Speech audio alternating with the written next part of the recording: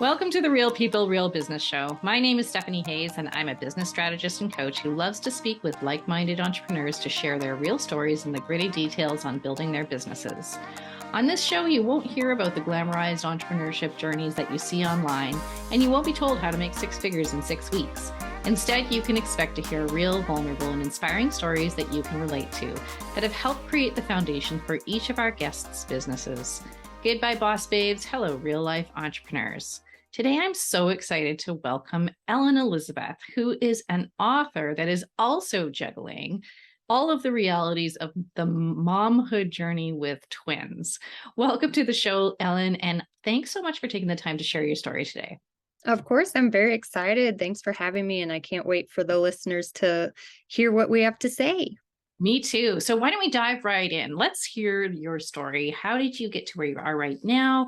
What have been some of the key learnings for you? Tell us everything. Absolutely. My story's kind of complicated. It starts with my journey that brought me here, which was actually struggles with addiction that led to both drug and alcohol addictions that I struggled with for almost 15 years. So I never during those times really knew what I was doing with myself, what I wanted to do. I was just always feeling stuck and unhappy and kind of used drugs and alcohol to numb all the feelings of anxiety and lack of self-worth and those types of things. I was drinking at certain jobs, but I never lost a job. I was very functional. And it really took me getting sober. So I am now a sober twin mom, and which in itself is amazing because twins are hard. But I had to go to a rehab facility to start my sobriety journey, and it just kept going from there. I'm one of the few that actually made it after rehab. The statistics aren't very good for people staying sober. But once my journey started, I realized how I could be an inspiration to others and how I could motivate them and hopefully help them if they're going through their own addiction struggles, or if they're also sober and just want to talk about staying sober and sobriety. And I also work with women who are dealing with infertility struggles because I went through that myself, and that's how I got twins. We had to do IVF. So I really just strive to inspire and motivate and coach women going through any of these afflictions. So I've written a self-help memoir that is called Split Ends, and I'm working on finding a publisher for that. If I don't find a traditional publisher, I plan to self-publish it. And so that's been all in my free time, and that is essentially nap time and bedtime, since I'm also a full-time mom and I have a part-time job for something completely unrelated to what I'm trying to do with my book. So it's taken me this whole journey of what people would consider really negative things happening in my life, but I have to look at it as being grateful I actually went through those things so that now I can help others. And that's really what I'm striving to do. Yeah, I was going to say in what free time. So to me, and I had kids one at a time, and I felt like it was a struggle just to get enough time to even breathe in between nap times. So tell me a little bit more about how what's worked for you in terms of being able to manage and juggle and actually, write a book in between. Right. Everything. So yeah, momming is definitely difficult. And so I started out with twins. I don't know any better. So that's kind of relieving, because to me, it's just normal to have two running around at the same time that are the same age. But I have the kids on a pretty good schedule. Like since they were born, I had them on the same schedule, which really helped so that I wasn't just breastfeeding all day long, or, they were sleeping at different times and I had to deal with one while the other was asleep. I just had them on the same schedule so that I could manage my time better with that. I've always been good at time management. It's one of my strengths and, good with deadlines, good with structure. But once they got older, it was really difficult because, now they're down to one nap a day and they go to bed at like the same time I want to go to bed. So I really did my writing either at nighttime or when they were napping. And it also, I started it all at the beginning of COVID. So it was kind of, lots of people started doing more things because they were stuck at home all the time. So that did help me be able to focus a little more just because I was at home all the time. But it was also hard because the kids were always in the background. So we do have some people that come in and help with the kids, which is amazing that we have a whole village basically that can help. So I would take some of those free hours that I had to work on everything. And it really, I had to start from the ground up. I had no idea what I was doing. I took something called a bestseller master class that Gabby Bernstein puts on, and she's really inspirational and motivational to me. So I was excited about that. And it kind of gave me the groundwork of what I needed to do to write a book. And then I had no idea that finding a publisher would be such a long, time-consuming process. So I'm still going through that process and hoping it works out, but we'll kind of see. And it's really just time management and making the time for yourself, which is really hard when you're a mom. Oh, absolutely. Even when you're not writing a book, right? And I think there are a lot of people who would be really interested in hearing more about how you found that balance. But I want to dig a little bit into the book. So tell us more about the book. So the book, like I said, is called Split Ends, and it goes into my mental illnesses that I've had since I was a kid. One of them is called trichotillomania, which isn't very well known, but it's basically a hair pulling disorder. So just due to anxiety and issues that I've struggled with, I pick at my hair, and it's kind of like an obsessive compulsive disorder. You just keep doing it over and over. And some people actually get bald spots and start losing a ton of hair. I've been lucky that it wasn't that bad, but that all ties into my journey through addiction and infertility and just my long path that it took to get to where I am today as a sober twin mom. So it's self-help in the fact that I bring up a lot of issues that people don't like talking about, that make people uncomfortable. And I just want to kind of end the stigma around those ideas and issues that women face every day. And from the people who I know that have written books and authored books, from what I understand, it's a process of processing when you're actually writing the book. And is that something that you experienced as well? Absolutely. I've always loved being a writer, and I've always been good at it. I've always kept journals. And to me, it's very self-healing and cathartic a little bit, like being able to put it down on paper gets it out into the world. And there's been times where I just need to write something down, but I don't want anyone to see it. So in those cases, I still write it down, and then I'll light it on fire or shred it up or something, just because it feels so good to have it written on paper. And it's basically proving that you've been through something and you need to get it out. Because, we bottle so many things up just as humans. I feel like we do that. We don't want to talk about our deepest secrets or our darkest times. And I mean, there are still things that I don't want out there, but I think getting the really hard feelings and hard journeys and hard topics out there is very helpful and could possibly save someone else's life. Oh, absolutely. And it's brave. It's incredibly courageous, especially to do it when you've done it.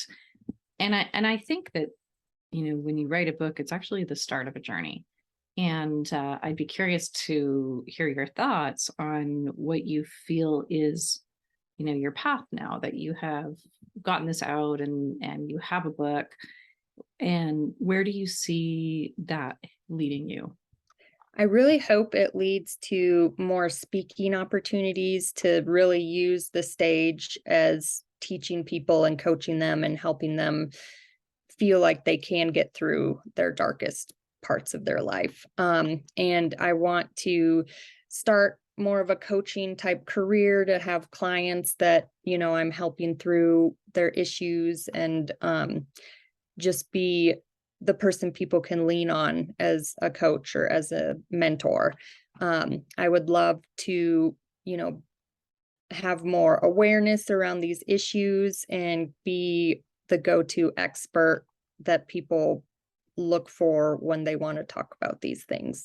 So I'm hoping that I do have like a public Instagram and Facebook that I use to inspire, and I put quotes and like reels and just things related to addiction and infertility that I hope reach people in a way that I wouldn't otherwise be able to. I have some experience with sobriety and addiction from some of my close, people who are close to me. And I'm curious what your take is on sobriety and how becoming sober has changed the way you see your own path as an author and as a brand, a personal brand that you're becoming. Absolutely. If I didn't have my sobriety, I wouldn't have any of the things that I'm working towards. And I wouldn't have my family. I wouldn't have this career path. I never would have thought of writing a book because I was just so deep in an addiction that I thought I wasn't worth it, or I couldn't do it, or I would compare myself to others and say I'm not as good as them. So I just have that clearer mindset that enables me to try to be the best person I can be. I mean, I still mess up a lot. And, just last week I had a terrible week and was crying all the time, felt bad about mom guilt stuff and was overwhelmed. And so I just feel that I'm comfortable talking about those things. Some people just want to show the perfect life and don't accept that they have any issues. And I used to be that person. I was showing that I had the great marriage, the great house, a great job, but on the inside I was miserable and just felt completely defeated. So now I know what it's like to actually live an authentic life and be true to myself. Well, that's a real discussion these days, isn't it? And I think what's interesting is that I'm going to go on a bit of a tangent here, but the advent of like TikTok, for example, is fascinating to me, because what we're finding is that the things that are most popular and are starting to get a lot of traction are those it is not curated. It is not the polished Instagram worthy feeds that we used to see. So do you feel like the trend is starting to stick, that this greater authenticity and the showing up with no makeup and the admission that we struggle do you feel like we're slowly working towards more openness in that regard? I think in general, people are starting to call it out, which is good. It's so unhealthy, especially for younger people who just watch YouTube and TikTok and all the feeds. And even my daughter just loves scrolling to see videos. She's only 3.5, so she doesn't, understand what they are, but just everyone is so into technology these days, and people are starting to call out the fact that we're not all perfect and we need, to show our authentic selves. And I know that it's getting better. I think there's still a huge issue with trying to look perfect on the outside and not showing what's really happening. I mean, some people there's things they don't want to talk about, like, domestic abuse or trauma, which is okay. I mean, they don't need to, but in my opinion, it's helpful to others to talk about things like that, because I never know who I'm affecting when I do podcasts and talk about my addictions. There could be someone who's sitting drunk at home, listening, crying, like, why can't I do this? And then they hear me staying sober and they're like, okay, well, maybe I can try it. So for me, being authentic is more important than being fake, but I do think it's still definitely an issue, but it is starting to be called out. And in your experience, what is the best approach in terms of being able to sort of bring people along who might be stuck inside the same circumstance or stuck inside the same mindset that you were in. So, we all know that cold turkey and just throwing somebody to the wolves is probably not going to stick. And so what works? What is the process of change and the process of, movement away from, what's already troubling? So it's, in my opinion, I'm trying to plant seeds in someone's mind. I mean, they could not feel that they have a problem, but then if they read, something I wrote and it's like, I drank 2 glasses of wine a night and then it turned into 4 bottles or something, they could be like, oh, well, I have the 2 glasses. Maybe I should start thinking about that.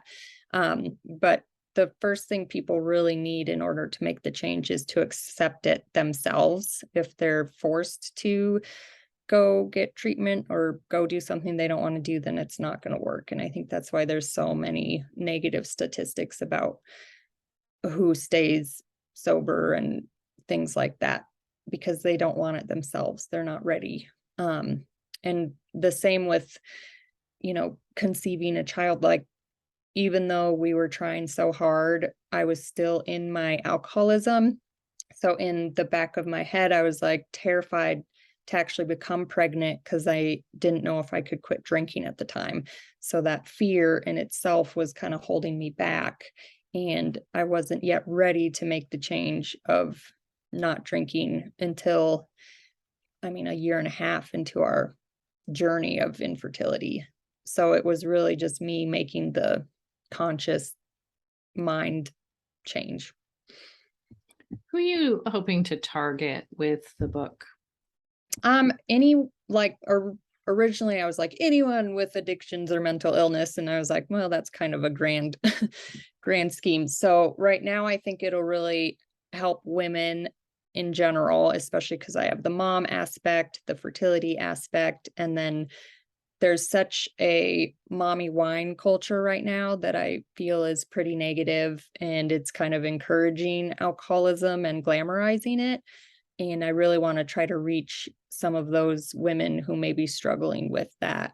It's just so prevalent. And then, there's all the big advertising companies that just suck those people in with their glamorous, this is what it's like to have 2 martinis every night and it's so much fun and everyone should do it type ads. So I really want to kind of bring to light that there are issues and there are ways to recover from it. Yeah, and there's, so if you dive into the mommy culture and all of the arguments on either side of that, kind of 2 glasses of wine per night and drink some wine because you're having trouble parenting. It's real. It's real that parenting is hard. Like, it's hard, it's tiring, it's draining, and it's not glamorous. And there are, there's a lot of judgment, and there's a lot of, there are a lot of sides that get taken in the whole parenting debate. And, is it a problem to have a glass of wine every now and then because you want to relax? No, of course not. But where does that start to become problematic? And where do we find that sort of middle ground in the whole debate around using alcohol to soothe, as opposed to just being kind of a funny meme? Right. And I think it depends on where you are, because when I was drinking, I thought those were hilarious and loved them and, would share them and be like, this is me. And, just again, glamorizing it and poking fun at it. So there is the aspect where it's just funny and for good humor, but you never know who is looking at it and they're already struggling and they're like, oh, well, it's okay because everyone else is doing it. So it really depends on if you already feel like you may have an issue, or if you're concerned you're drinking too much, or if you find yourself obsessing about it throughout the day, drinking earlier and earlier and using it, like feeling like you have to have it. Those are all kind of red flags. And if you're, up at night Googling, am I drinking too much? That's definitely a red flag too. So it's just, being aware of how you're feeling towards it.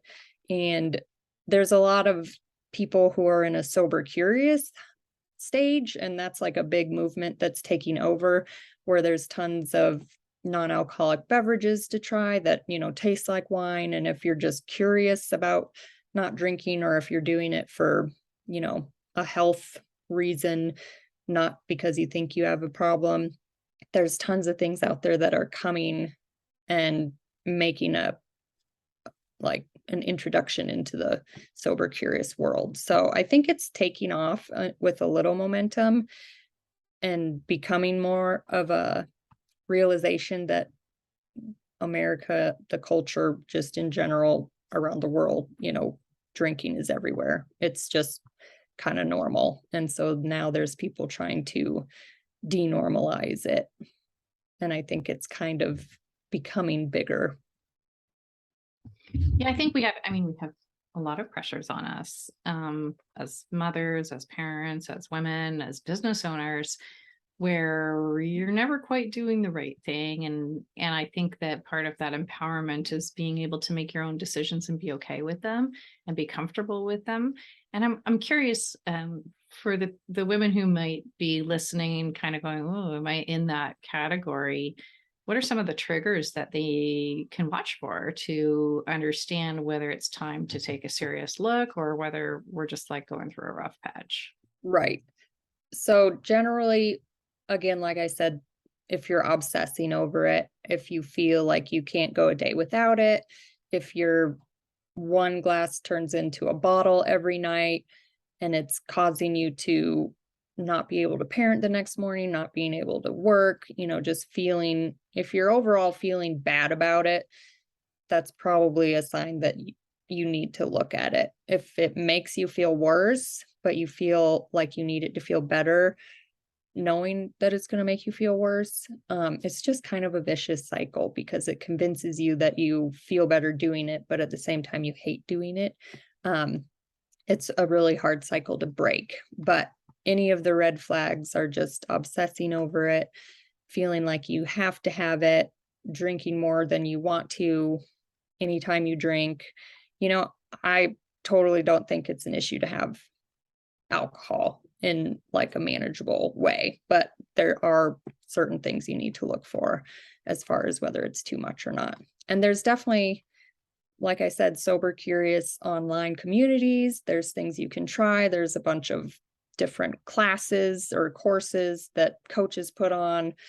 One of the first things I did was join Instagram, and then I started following sober people just to kind of see what they were like, and if I wanted that lifestyle. And if you just kind of immerse yourself into thinking a different way, then I think it'll help benefit them. And sort of on that thread, so you've had kind of a trifecta of a bunch of stuff going on all at once, the addiction and the mental health and, infertility, and then having children.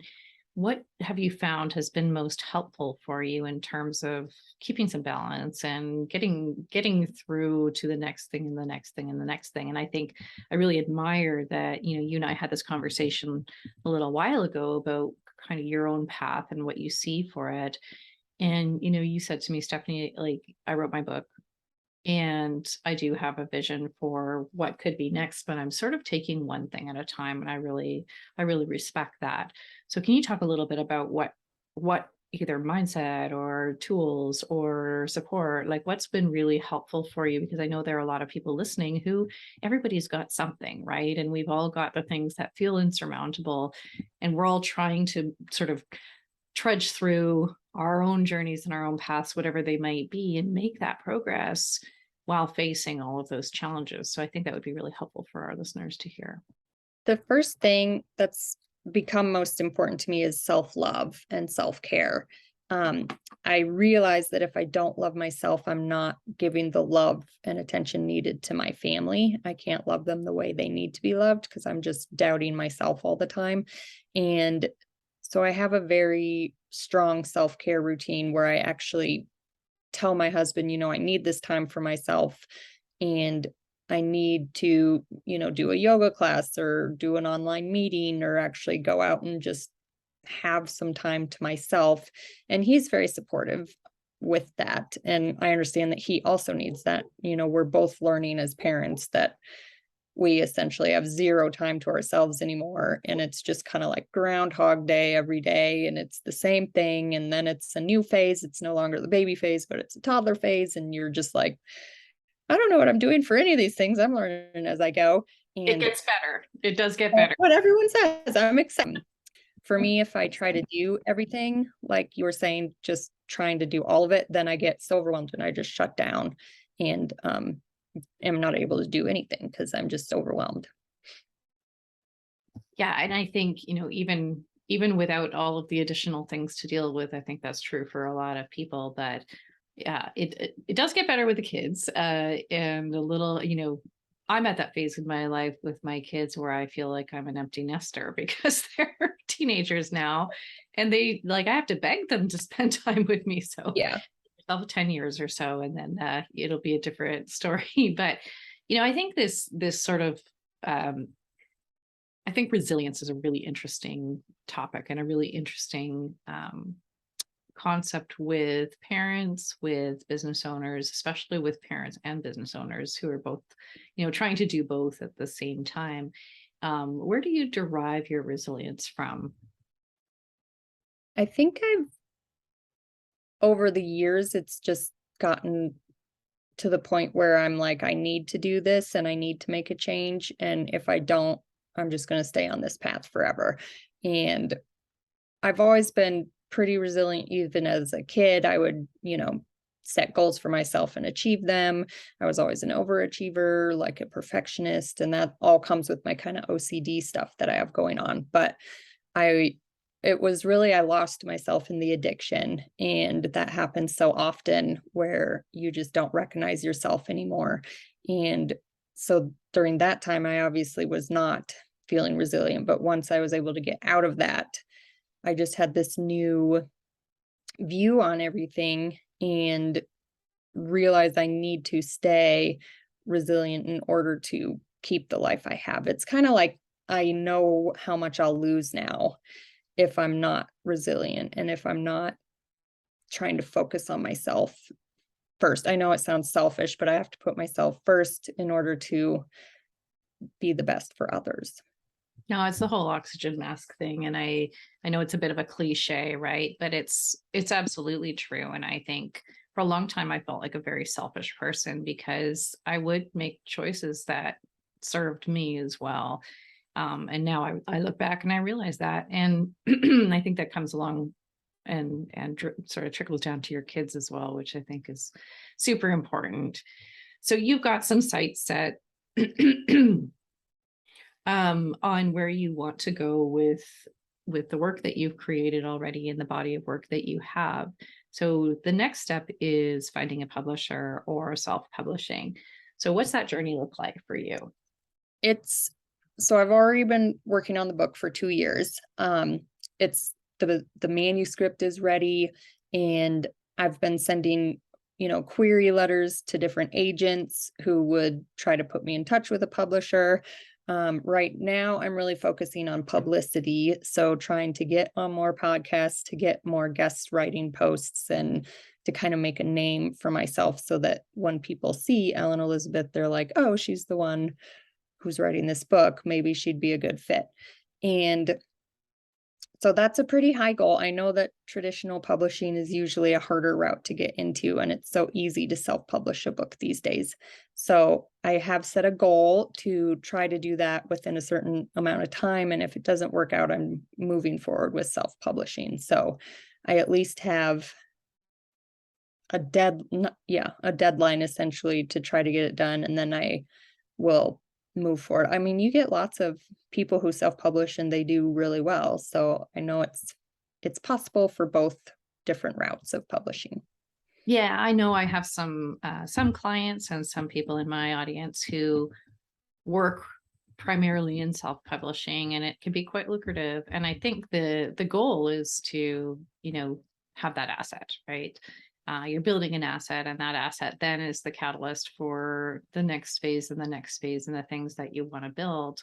And when, when it feels right, and when you've haven't had a chance to get that out in the world, then, then the next step would be the coaching. Then the next step is like, how do you build a business around that book? And I'd be curious to hear your thoughts on that. So it's such an important piece of what I'm working on, and such a dream of mine to have a big audience and reach lots of people. And, I would love to have a book tour, or, even write more books after this. I have a few like children's books ideas in my head too. So I just think once it's out there and once it's in the world, it'll start making the impact I want. And from there, I'm hoping that it just kind of escalates to everything else that I want. But obviously, I'm working on all the back end work right now. I've started my website, got a few followers on Instagram, and have a mailing list, and all the things that kind of help you get running in this business, essentially. So I know it's time consuming, and you need to start small. Before I started, I was like, I'll write a book and it'll be published, and ta-da. So it's been a learning curve for sure, but I'm understanding more and more about the business. When we first talked a few months ago, I think you said something to me to the effect of, I'm not sure that you would consider me to be a business owner. And I actually think that that's quite true, that you are building a business and you're almost building it sort of in the reverse order of what a lot of people do. A lot of people will, start their business based on a skill that they have, or like some service that they provide, and then sort of migrate into a book as a form of publicity, as a form of building their brand and that sort of thing. You're just starting there and building the business out of that brand, of your publicity. And I think that's super interesting. But I do think that you are indeed, and in fact, a business owner. You're just at a different point in that kind of development. Very true. And so it's hard for me to think, because I'm doing all the startup work and everything, and I don't have a ton of clients and everything. So I'm like, no, I don't have a business. But it's true the way you're speaking about it, that I definitely am. I'm building it up, kind of the opposite of what people do. And it is hard for me, because I'm like, well, this person already has this, and they got a book deal, and they did this and all that. So, it's so hard not to compare yourself to others. But I strongly believe that we choose our own path, and we're on the right journey, and everything happens in its own time. But it's hard for me to, remember that when I'm feeling defeated. I'm just like, sad face. But then I remember, it'll all happen when it's supposed to. I think there's advantages for everything. Like, I think you can, whatever direction you choose to take, there's going to be some reason why you did, and some advantage you have over someone else, and maybe they have an advantage over you. It doesn't matter anymore, right? Your path is your path. And as long as we keep our heads on our heads down and our eyes on our own paper, we will find that, and we will do it in our own time and in the way that we actually, that suits us and serves us. So I think your path is just as legitimate as, someone else's. And I think that you have a wealth of opportunity to follow whatever direction feels really good at the time. And I think that's what you're really good at, is recognizing that this is where I'm here right now. And I have the intention of being here at some point in time. And maybe that'll happen this way, and maybe it'll happen another way, but you are, in my mind, a business owner, and you have created a business. And I think it's totally legitimate direction and legitimate way of doing it.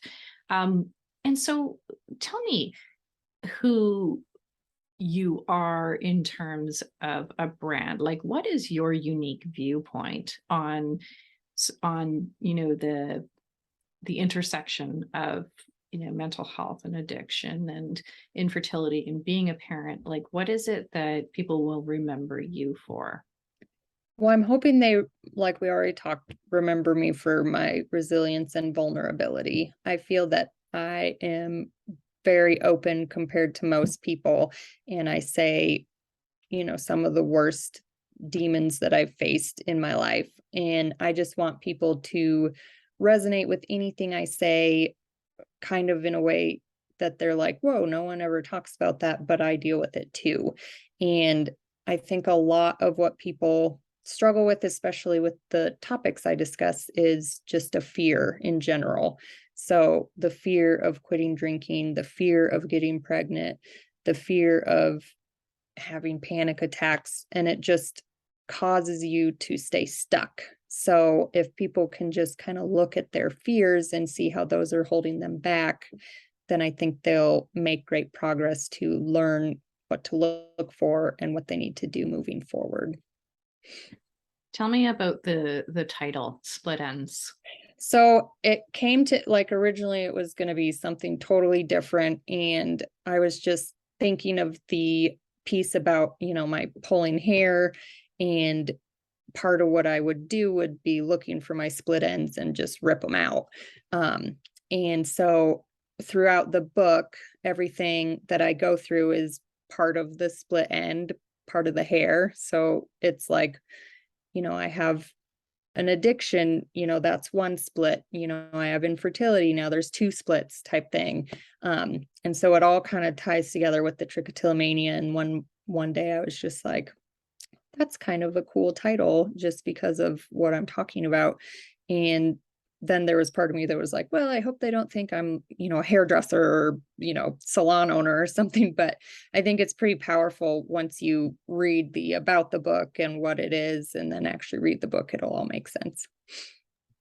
So the sort of the underlying theme is fear and resilience. And I think also bringing together multiple circumstances all at once. I don't think that's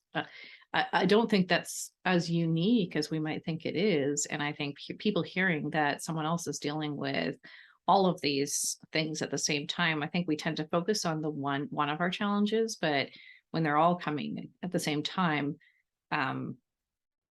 we compartmentalize, right? And right now I'm dealing with a mental health issue, or right now I'm dealing with, parenting, and I can't address everything else.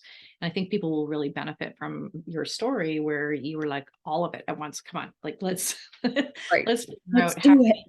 yeah, let's do it. And so that sounds like a really important part of how you approach this.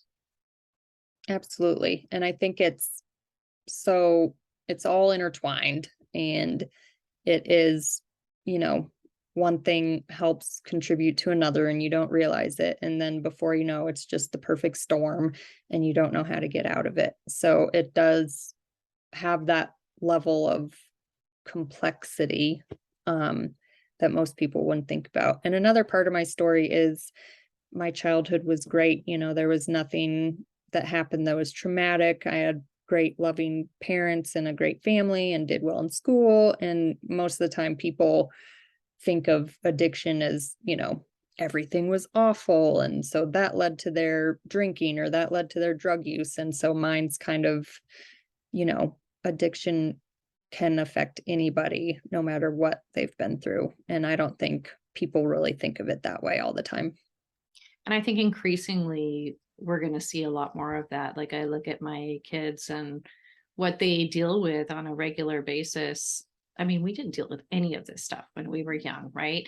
And, my daughter didn't go to school for 3 months last year because of the bullying and because of the stuff that happened to her and death threats. And like, she wouldn't even leave the house, right? Yes. Who goes through that at 13? I know. And now it's like these girls, like one of these girls found my cell phone number and started texting me threatening stuff. I'm like, you can you imagine when we were 13 threatening another adult just to torment their peers. Right. So I think that this generation, although they are very aware and they have a lot more information than we did, at the same time, I think that the impact of what they go through and what these kids are feeling empowered to do is much stronger, and they will be facing mental health issues at a greater capacity, I think. Absolutely. I'm so sorry that all was going on. I can't even imagine that with 13-year-old girls. texting you, not even, going past your daughter. So that's insane. I'm sorry about that. But that's one of the things that causes me fear with my 3.5-year-olds. I'm like, what are they going to go through when they're older? What will social media be like in 10 years? How does this keep evolving, and how much worse is it going to get, or is it going to get better? Nobody knows right now. Well, this is why I think your story is important, because resilience is an incredibly important skill that I know my daughter's in great shape now. We have had incredible conversations, and we're lucky that she's a kid who's incredibly intelligent and self-aware, and has taken this whole experience and become very introspective about, how we get through these things and how we see how people behave and why they behave in this way. And so her resilience is what has, put her into a position where she's fine. But I can only imagine that kids who haven't sort of matured in that way, or have developed that, or don't have the support to develop that, are going to spiral. And they're the ones who are going to end up in places that are really difficult, and they're not equipped to deal with them. Right. So I think that your story and what's coming out of your story around resilience and the teaching points is going to be super, super important. Thank you. I hope so. I hope it brings to light a lot of things. Yes. Well, we all need to hear that we are part of a community, and that there are other people going through the same things that we are. Right. Absolutely. I have a question that I ask everyone, and this is a little bit of a different context for you. But I would love to hear your opinion on what's the difference between what we sort of see out there in the world, and, online, social media, online business, et cetera, and what's real. I think that, like we kind of talked about a little, there's just the people that show everything is perfect. And then there's the business owners saying, I went from $700 a month to 70 grand or something. And it's just kind of promoting this perfectionism that's completely unrealistic for most people. I mean, if you did make 70 grand out of 700, then that's amazing, but that's not going to happen for everybody. And I think that we put too much pressure on ourselves to be like other people and to achieve what they've already achieved. And we touched on that a little, where I have compared myself to others, and it just brings down your mindset and makes you feel like you're not worthy or not as good.